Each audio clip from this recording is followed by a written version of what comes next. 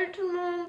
Donc aujourd'hui on se retrouve pour une nouvelle vidéo. Donc si vous me suivez sur Instagram, je vous avais posé en sondage, je vous avais demandé de me donner des pour ou contre. C'est une vidéo qui qui a été déjà faite plusieurs fois sur YouTube.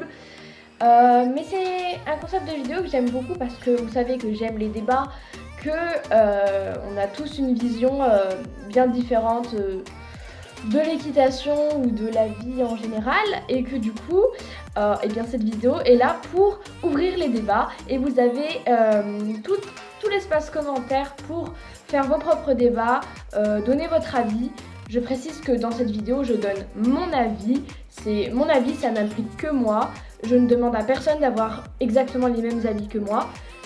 C'est le principe d'un débat, c'est de débattre de ses idées dans le respect, c'est-à-dire que vous pouvez avoir une vision opposée de la mienne, c'est pas pour autant que je vais vous exterminer de la surface de la planète.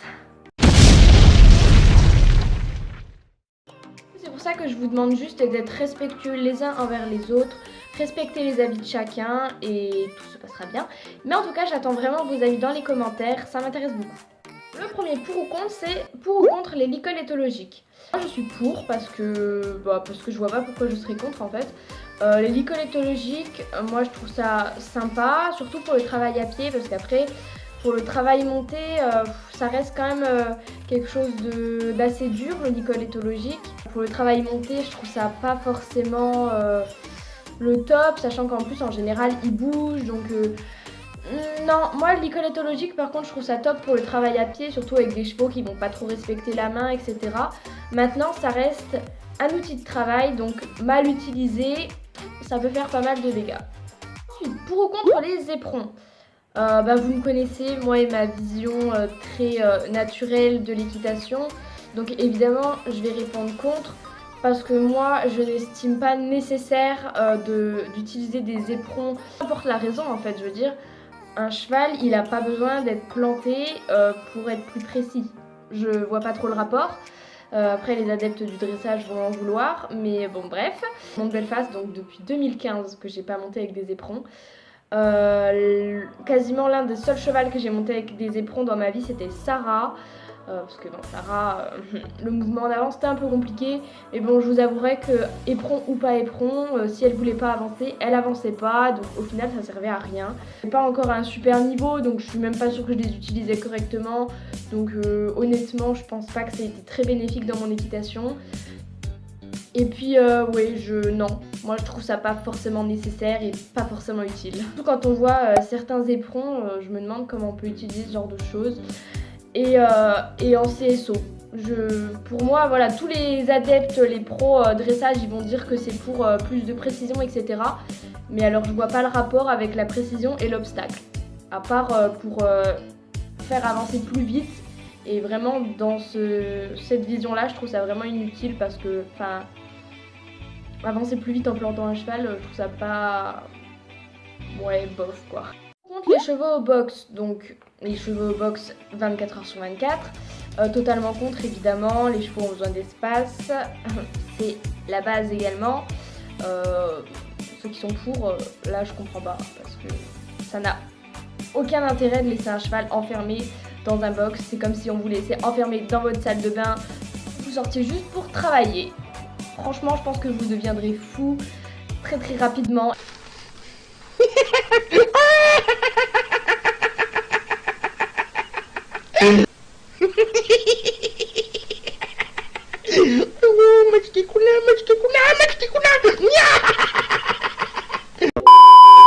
Et les chevaux c'est exactement pareil.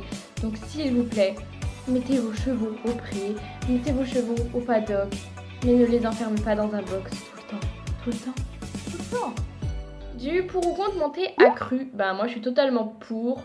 Et après vous avez un bon équilibre, hein. C'est parce que si vous avez un très mauvais équilibre et que vous faites que bouger dans tous les sens, ça va plus le déséquilibrer et le gêner qu'autre chose.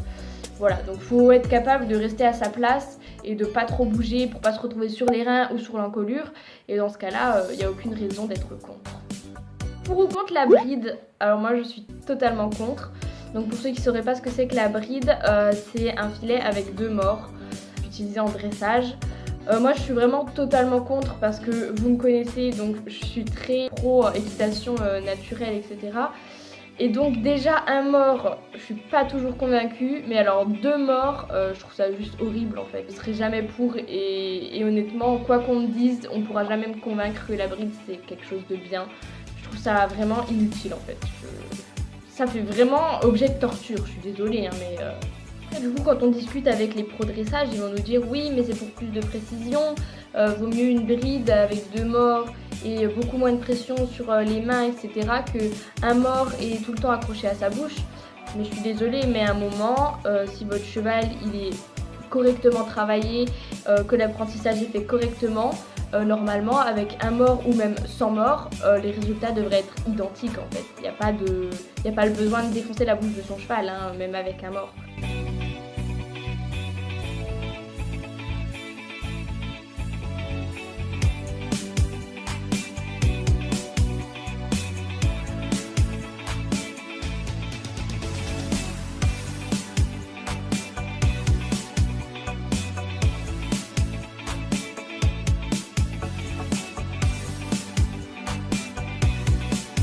Donc avec non quoi.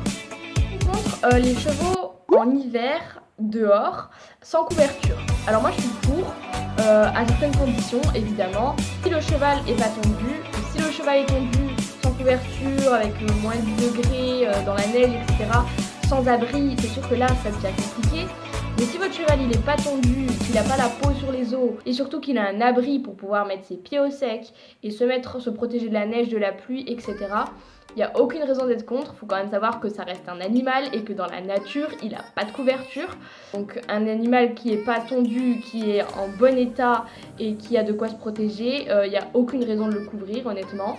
C'est sûr que si votre cheval est travaillé, etc., qu'il est tondu, qu'il vient de travailler, qu'il a transpiré, etc., là le remettre dehors sans couverture, c'est plus compliqué. Donc voilà, je suis pour, mais à condition que le cheval ait ses poils, qu'il soit en bon état, qu'il ait de quoi se protéger, etc. Voilà. Attendez pour ou contre le sang mort et les pieds nus. Alors, le sang mort, je suis totalement pour. Là, il n'y a même pas à blablater, je veux dire, j'ai aucune raison d'être contre. Ça peut être que bénéfique. Et le pied nu, ben, je suis pour évidemment. Parce que de base, pareil, un cheval il n'est pas avec des fers. Donc si vous le ferez pas, il n'y a aucune raison qu'il en ait besoin. S'il a toujours eu l'habitude de marcher sur des cailloux, etc., qu'il ait l'habitude de marcher partout les pieds nus, ça lui posera aucun souci. Maintenant, il faut quand même entretenir les pieds nus. Mais je peux pas dire non plus que je suis contre les fers, tout simplement parce que, par exemple, dans le cas de Belfast, alors je sais pas si c'est vraiment ça qui a tout changé, je suis pas maréchal ferrant, je suis pas veto, je ne sais pas. Mais je sais que ça a été plutôt bénéfique quand même, c'est-à-dire qu'il était pieds nus, dans mon ancien centre équestre, tous les poneys étaient pieds nus quasiment. Donc il était pieds nus et en fait après son opération, il a vraiment développé une très grosse sensibilité au niveau du dos. Et c'est vrai que le fait de lui mettre des fers, ça a pu soulager son dos. Alors je sais pas trop quelles étaient les raisons, si c'était vraiment ça. Mais je sais que pour certains chevaux qui peuvent être très très sensibles ou avoir des problèmes, des problèmes de pied, etc., les fers peuvent aussi être bénéfiques pour certains. Mais honnêtement, la plupart des chevaux n'ont pas besoin de fers et pourtant sont ferrés et je trouve ça bien dommage parce que faut savoir que quand même les fers ça reste quelque chose de pas spécialement hyper bénéfique pour les chevaux qui n'en ont pas besoin forcément. Donc je suis quand même beaucoup plus pour pieds nus évidemment. Contre la frange au toupet, je suis contre, je trouve ça tellement horrible, mais c'est moche, mais moche. J'ai rien d'autre à dire, je trouve ça juste moche. Ensuite, pour ou contre le mort, donc on a eu le sans mort et maintenant le mort. Alors pareil, vous me connaissez, etc. Donc je suis contre. Maintenant, moi je sais que dans ma future vie de propriétaire, j'adopterai le sans mort. Après, ça dépend aussi quelle mort. Je veux dire, moi j'ai toujours monté, enfin ceux au qui j'ai pu choisir en tout cas le mort, j'ai toujours monté avec des morts simples. J'avais dit dans ma dernière vidéo que peut-être je passerais bolide en PSOA parce que j'en avais ras-le-bol de me faire traîner. Mais en fait, j'arrive pas. Je me suis dit, allez, vas-y, essaye le PSOA, peut-être que tu l'auras plus calme, etc. Mais j'y arrive pas, j'ai pas envie en fait. Du coup je suis restée sur mon mort simple et ça s'est très bien passé.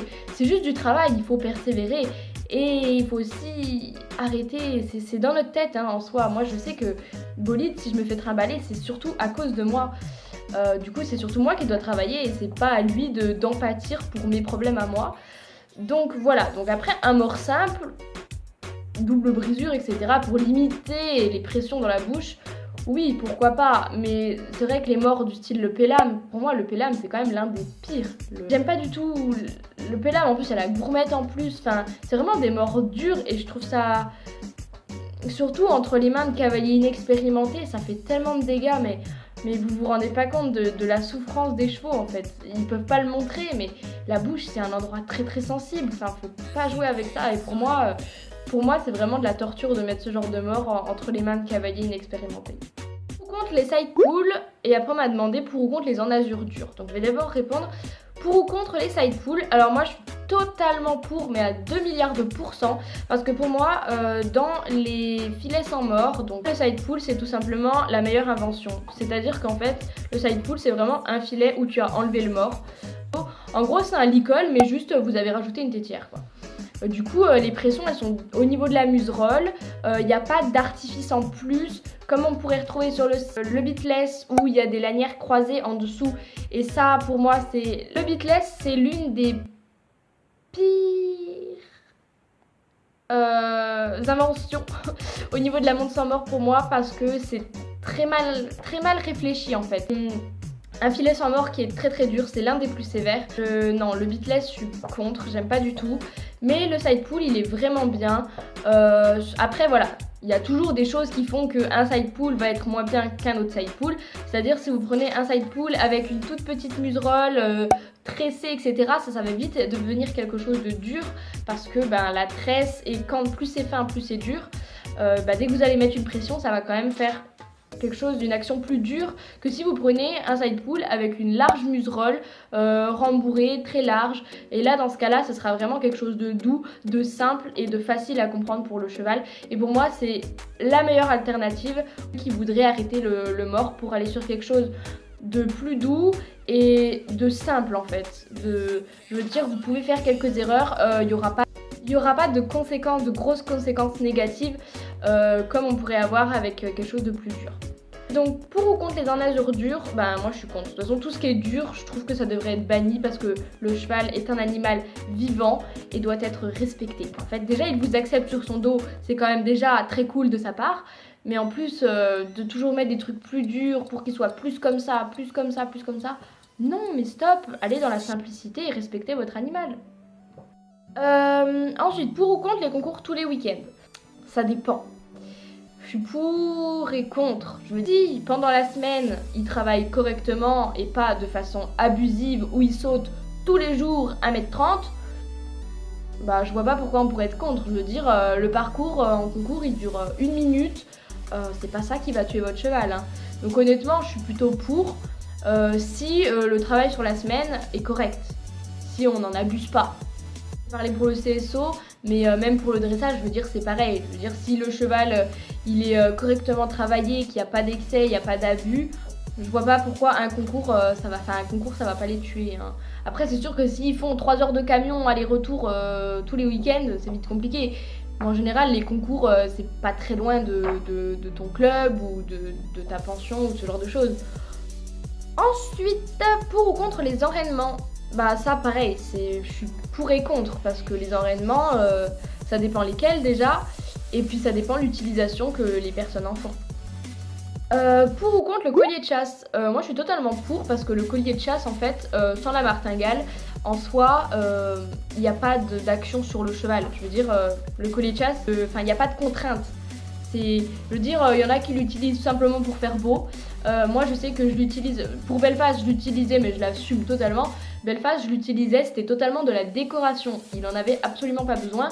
Mais étant donné que ça n'impose rien au cheval et qu'il n'y a pas de contrainte, c'est pas grave en fait, c'est de la déco. Par contre sur bolide je l'utilise pas pour la déco, je l'utilise vraiment pour le fait qu'il empêche la selle de reculer, parce que de base ça sert à ça, hein, c'est quand même pas pour décorer. Mais c'est vraiment pour empêcher la selle de reculer parce que bolide, je sais pas pourquoi, mais la selle sur lui elle recule vraiment tout le temps. Et depuis que je lui mets le collier de chasse, forcément bah, elle recule un peu moins, donc c'est plutôt pratique. Voilà, mais en tout cas oui, le collier de chasse c'est vraiment la chose qui fera pas de mal à votre animal. Après pareil, hein, on est toujours sur les mêmes choses. Si vous lui mettez un collier de chasse qui est 3 fois trop serré, évidemment que ça va être très désagréable pour lui. Mais bon, en général les colliers de chasse, les gens ils les mettent trop grands à la limite. Et du coup bah là il y a vraiment rien qui va causer mal-être à votre poney ou votre cheval. Donc il n'y a aucune raison d'être contre. Pour ou contre les reines allemandes? Alors moi je suis pour. Maintenant, il faut savoir les utiliser. C'est-à-dire que les reines allemandes, c'est un très bon outil, dans le sens où les reines allemandes, elles empêchent le cheval d'avoir une position trop haute. C'est-à-dire que c'est vous, en fait, qui gérez la hauteur maximale que vous voulez que votre cheval, il accède avec sa tête. Pour le garder dans une attitude plutôt basse, plus ou moins basse, en fait. C'est vous qui décidez. C'est ça l'intérêt des reines allemandes. Maintenant, des reines allemandes bien utilisées, c'est vraiment un bon outil, je trouve. Mais le problème, c'est qu'en général, elles sont mal utilisées puisque les cavaliers ne connaissent pas cet outil. Ils ont juste en tête que les reines allemandes se servent à mettre en place son cheval. Or, ça ne sert pas du tout à ça. Donc le problème, c'est qu'en général, on se retrouve avec des cavaliers qui règlent leur reine allemande comme leur reine et qui vont s'en servir pour obliger leur cheval à se mettre sur la main, sauf que c'est pas du tout censé servir à ça. C'est-à-dire qu'on va se retrouver avec des cavaliers qui vont faire des séances entières avec des reines allemandes totalement tendues. Or, les reines allemandes bien utilisées, normalement, elles doivent être détendues, puisque une fois que votre cheval a la position, la hauteur de tête que vous voulez qu'il ait, et bien normalement, les reines allemandes ne sont plus censées être tendues, puisqu'elles sont censées être tendues seulement au moment où le cheval arrive à la limite que vous lui imposez. Dans ce cas-là, elles se tendent pour lui dire « Eh mon coco, calme-toi », et le cheval va logiquement, avec la pression, la petite pression qu'il y aura, redescendre un petit peu pour enlever cette pression. Et c'est là que les rênes sont censées se détendre. Le problème, c'est que la plupart du temps, les cavaliers gardent ces rênes tendues pour garder un cheval sur la main qui va finir par s'encapuchonner en essayant de fuir la pression sur le mort. Et c'est dans ce cas-là qu'on va se retrouver avec des chevaux qui vont se faire mal à la nuque, mal au cervical, mal partout, parce que tout sera mal utilisé. Et là, ça va vraiment devenir une très très grosse contrainte. Et c'est là que les reines allemandes deviennent un très mauvais outil, parce qu'elles sont mal utilisées. Ensuite, pour ou contre les nosebands? Alors moi je suis contre, parce que je trouve ça vraiment inutile. Genre c'est vraiment le truc inutile. Ça sert à rien, vraiment. Mais le pire, je crois que le pire, ce qui me fait le plus siffler les oreilles, c'est quand j'entends les gens dire « Ah oui, non mais moi je mets le noseband juste parce que c'est beau ». Je pense que j'ai fait le tour, je sais pas du tout combien de temps cette vidéo va durer, mais longtemps encore je pense, je vais m'amuser pendant les montages. Donc j'espère que cette vidéo vous aura plu, j'attends vos avis sur les pour et contre dans les commentaires, j'ai hâte de vous lire, s'il vous plaît soyez actifs. Donc on se retrouve très bientôt pour une nouvelle vidéo, et moi je vous aime beaucoup, et bisous.